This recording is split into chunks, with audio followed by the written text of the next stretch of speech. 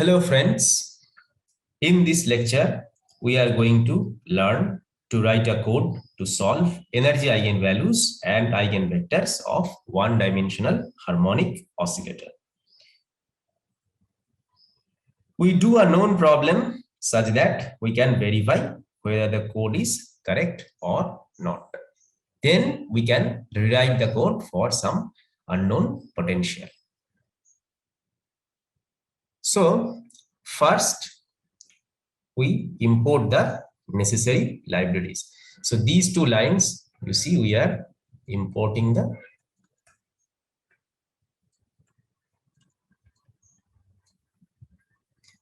libraries. So we are importing two of them. One of them is NumPy and the second one is matplotlib. So let us do that. Just to save some time, I am going to just copy paste the relevant portions.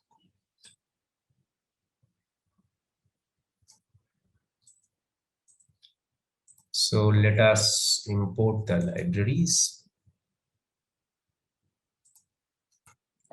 Okay, the libraries are important. So next, see,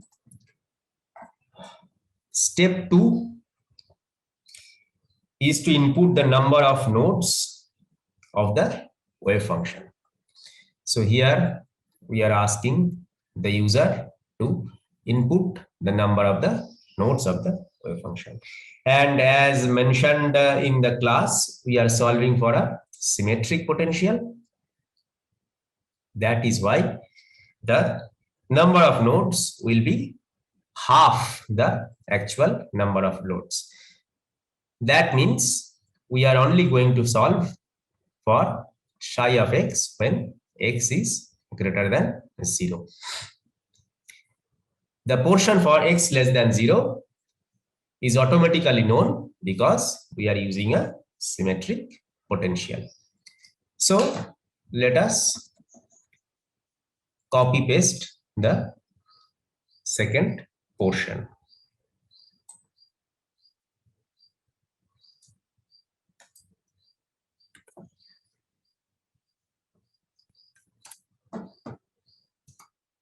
Okay, so step 3, we define the range of x values.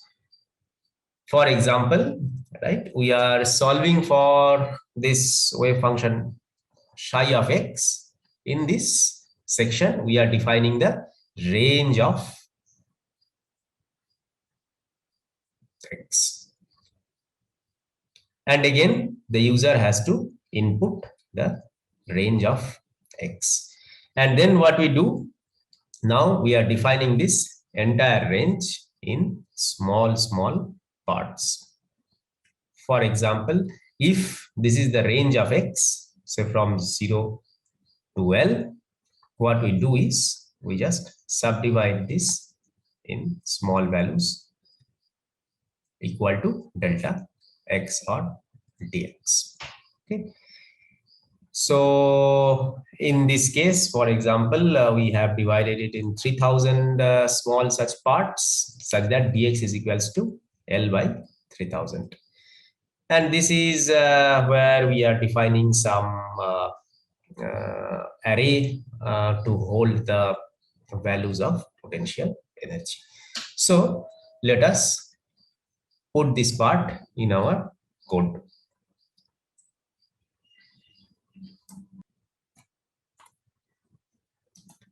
Okay, so we are done with this. Next is step 4. Here we are just defining the function. You remember that we need a function which is like p of x. P of x is equals to 2m by h cross square and e minus v of x. What is given to us? Given to us is v of x, and we will assume some value of e.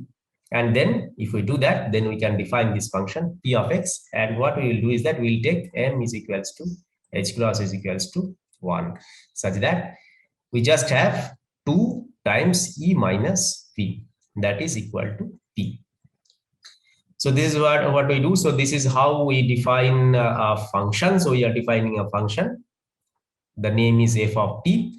And this function will be called with the value of energy and with the value of x. And then this function will return this value, okay, which is equal to 2 into E minus.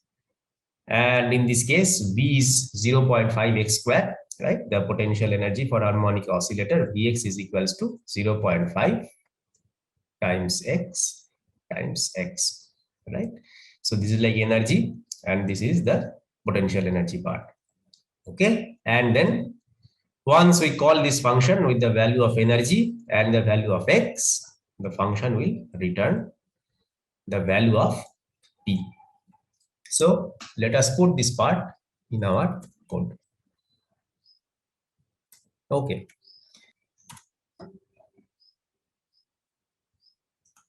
Okay, so this part is done. Okay, next is part 5. Here we get the harmonic potential. And we are just storing the value of harmonic potential in some array. This array was already defined here, right? We already defined the array here. So now we are just putting the values in this. So you see, right, potential energy again, V of x is given by 0.5 x square. This is what is being stored in the array.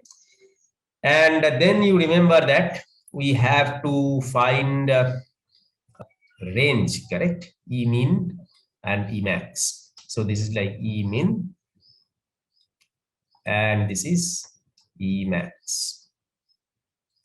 Okay.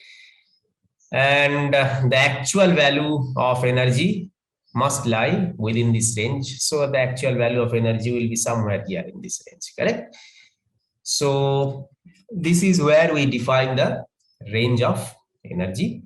So how do we do that? So E max is taken to be the maximum value of potential energy. So you see this function, this is some inbuilt function which is available in this NumPy library, right? So that is what, right? Emax is equals to np dot max. So max is the function.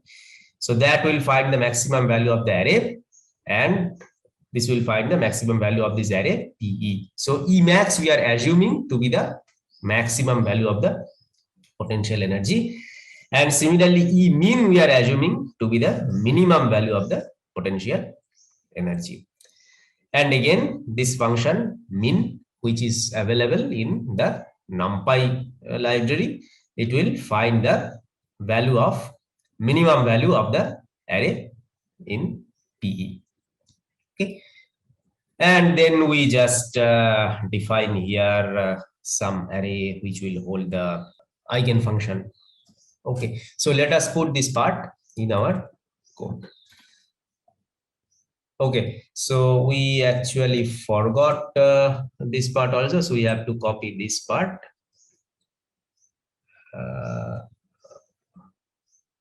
Yes, this is what we have to copy. So getting the harmonic potential as well as setting the minimum and maximum value of the energy range. So next is we are going to start the loop. For example, you can take a look at here. So what we have done is we know the energy range. We have set the energy range between E min and E max. Okay. And then what we do is we just take the actual value or the guess value of energy, the initial guess, to be the average of E min and E max. And we start a loop because we know that we need a loop, iterative loop to find the value of E. So this is where we start the loop, and then we will just do the iteration as long as the energy value does not converge. So let us start the loop. So this is where we just start the loop, and we'll come back to this. You see that we are starting a while loop. We'll just come back to this point later, but let us see the other parts. So step 7 is we have to set the initial values of psi. Step 7, we set the initial values of psi. Okay, so we know that the odd function, right? How does the odd function look like? If this is x equal to 0, the odd function will start like this. So this is some odd function, correct?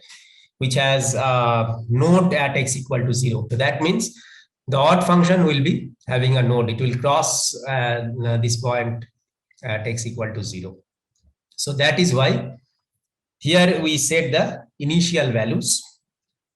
We set the initial values. We need two initial values of the wave function, and then we set them the initial values. So we know that one of the initial values will be 0 if we are dealing with some odd function, and the second point will be somewhere here, correct? So this is what is set here. And we know that in case of some even function, what we do is there is no node at x equal to 0. So the even function will look something like this, right? There is no node at x equal to 0. So in case of even function, the initial value we set to be equal to 1 and then at some other small value. Okay, so let us put this part in our code.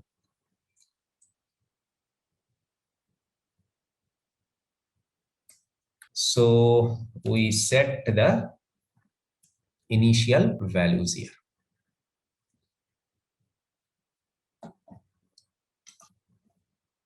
Okay, done. Next, step 8. Now finally, we apply numeral formula in step 8, correct? So now we have set the initial guess value of energy. We have set the initial values of the wave function, depending on whether this is like even function or odd function. Now finally, we can use the numeral formula, and starting from these two initial points, what we can get is that we can get the wave function in all these points, right? And we just have to use the numeral formula for that, which has been used here. So psi I plus 1 is equals to 2 minus FPENEX. So what is this? This is just, we are calling this function we have defined here. Okay, we have defined some function over here, yes, at this point, and we are calling that function from this point in the code. And then this is multiplied by dx square, start like psi of I minus psi of I minus 1. So this we can start from two initial conditions and so on. So we use this formula to get the entire wave function. So let us put this in our code. So, okay, loop to get the wave function for the given energy.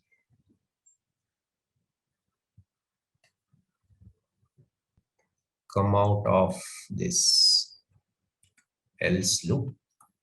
Okay, so this is what is done. Now, next is step 9. So we have solved for the wave function, correct? Now we have to see whether we are getting the correct wave function or not. And how do we do that? In step 9, what we do is that we check for the number of nodes of psi we just obtained.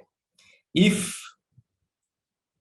so, this is where we check for the number of nodes of psi, and we use some function called sign. So if the wave function is changing sign, correct? So for example,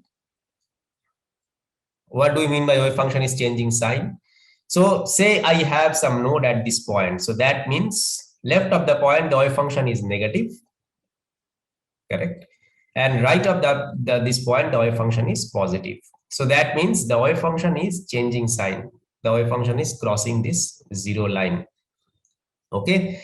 So this is how we are going to find whether there is a node at some point or not. So you see here, we are checking. So this is some function again that is available in this NumPy library. That is this function called sign. So it will just tell you whether it is the sign is positive or negative. And then we check the wave function, every point of the wave function. And if the sign of the point at ith point and I plus 1 point, if the sign is not equal, right? If the sign is not similar, then we know that there is a node. So we count that node. Okay. And then we count all such nodes as such that we can get the total number of nodes from this portion of the code. Okay, so now once we have found the nodes, then we have to find whether the number of nodes is less or more than the desired, because initially we have set the number of nodes, how many nodes we want, that has already been set initially. So now in this portion, what we do is that we check for this. And then if the number of nodes that the wave function is having, if it is less than the desired number of nodes, then what do we do? That means I have less energy because the number of nodes are less. So that means in that case, for example, I started with this Emin and Emax. Correct. And say the actual energy is here. And the first guess value was here. So that means the guess energy is less than the actual energy. That means I have to increase the energy. That means I have to push the Emin value up. Similarly, if say the actual energy is here and my guess value of energy, which is average of Emin and Emax, which is here, right? So in this case, we see that we will find the number of nodes to be more than the desired number of nodes. And in that case, what we have to do is that we have to reduce the energy. That means we have to push the Emax down. So this is what is being done here. If number of nodes is less than the desired, then we push Emin up. And otherwise, if it is more, then we push Emax down. So let us put this part in our code. So we check for nodes and then change things accordingly. Okay, so we are done with this code. Now let us just check this. So we also have put this part, which is like the output plotting, etc. So now after this step, what we do is we go back to this step, right? Because we are running a while loop, right? So from this point, what would happen is that we will just go back. Okay. So we go back to the start of the loop. Okay. So we go back to this point. Correct. And then we have again like reset the value of Emin and Emax. Correct. So that means we will again have this Emax minus Emin. And if the value of Emax minus Emin is greater than this value, then this loop will again run. Okay. So since this is a while loop, this loop will keep on running as long as this condition is being satisfied. The moment Emax minus Emin becomes less than this, the loop is going to stop automatically. We know that for harmonic oscillator, the energy is given by En is equals to n plus half h cross omega. And we have chosen the units in such a way that this value is equal to 1. So that means energy will be just n plus half. And if we put n equal to 0, then so you put n equal to 0, you get this is the ground state. The ground state energy is 0.5. You put n equal to 1, E is 1.5, n equal to 2, E equal to 2.5, and so on. Now, let us run the code and check whether we are getting the correct energy eigenvalues or not. So it is asking for the number of nodes of the wave function. For ground state, we enter 0. And then it is asking for the value of L. So let us enter 4. And now the ground state energy eigenvalue is 0.5, which is matching with the analytical result. And the blue curve is the probability density for the ground state. Next, let us run it for the first excited state. So we enter 1 for the first excited state, and the value of L, we enter 4. The energy eigenvalue for first excited state is 1.5, which is again matching with the analytical result. And the blue curve is the probability density of the first excited state. Next, we enter the number of nodes, and now we are going to do it for the second excited state. That means we have to enter 2. And the value of L, we enter 4. And finally, we find that the energy eigenvalue is 2.5, which is matching with the analytical result. And the blue curve is the probability density for the second eigenstate. Thus, we have written a code and verified that the numerical results are matching with the analytical values for harmonic oscillator. Now we are going to write a code for double well potential, for which analytical solution is not available. The potential energy is given by V of x is equals to minus ax square plus bx to the power 4. We are going to use a value of a equal to 6 and b equal to 1 in our code. Most of the code remains as it is. The only changes we have to make is to account for the change of the potential energy function. So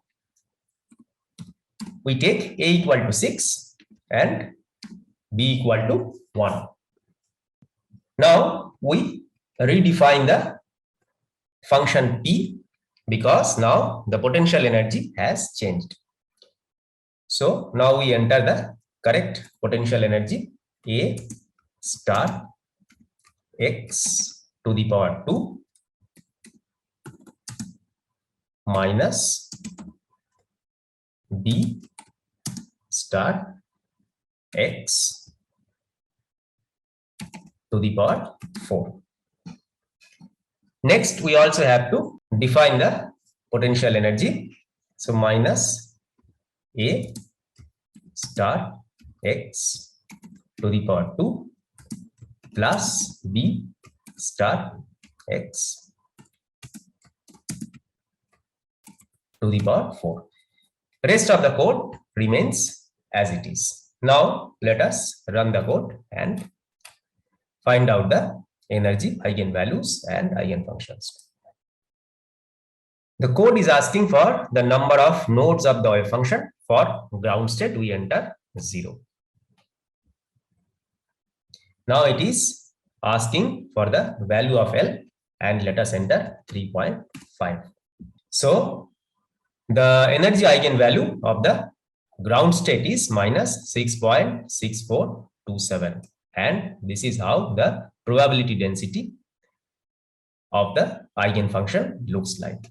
Let us run it for the first excited state. So in this case, the number of nodes is equals to 1. And we again enter the value of L to be equal to 3.5. And the energy eigenvalue is minus 6.6406. And the blue curve is showing the probability density of the eigenfunction. Let us run for second excited state. And again enter the value of L to be equal to 3.5. And we find that the energy eigenvalue for the second excited state is minus 2.4511. And the blue curve shows the probability density of the energy eigenfunction. Let us compare the results obtained for double well potential and harmonic potential. The first row shows the plots for double well potential and the second row shows the plot for the harmonic potential. The solid red line is the potential, the dashed red line is the energy eigenvalue, the blue line is the probability density of the eigenfunctions. Note the qualitative similarities for n equal to 4. The eigenfunction has two nodes, one here, and similarly for the harmonic potential, the eigenfunction has two nodes, one here and one here. So there are two more nodes for x less than 0, which is not shown here. At x equal to 0, the probability density is comparable for both the double well potential and the harmonic potential. For n equal to 2, both the eigenfunctions have a node for x greater than 0. The node for the double well potential is here and the node for the harmonic potential is located here. There is one more node for x less than 0, which is not shown here.